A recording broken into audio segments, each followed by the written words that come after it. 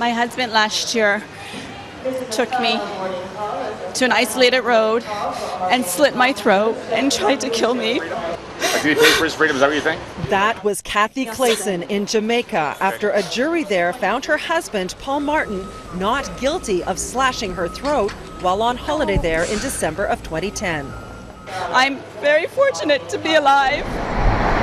Now the pair is back in court, this time in Oshawa and this time in a civil case where the 38-year-old Clayson is seeking the justice she says she was denied in the first trial.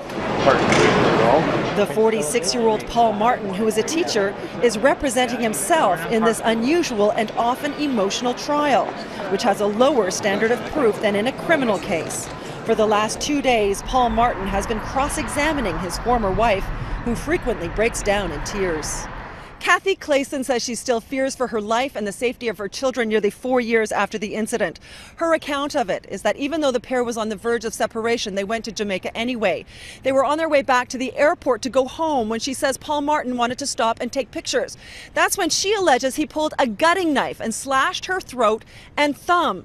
He then tried to strangle her, she said, and then left her by the side of the road when she jumped out of the moving car. She said he accused her of having an affair. Paul Martin at first said they'd been robbed by a Jamaican, but later changed his story and said Clayson had attacked him with a knife and she got cut in the struggle.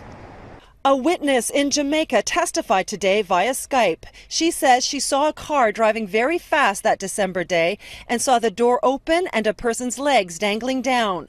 A short time later, the car slowed a bit and then a person exited the vehicle. When Paul Martin cross-examined the woman, he asked her only about the speed of the car.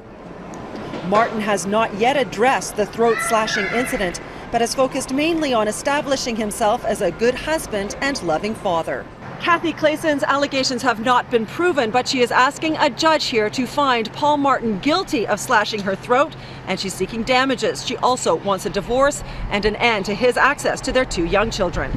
The trial continues. In Oshawa, I'm Pam Cedal, City News.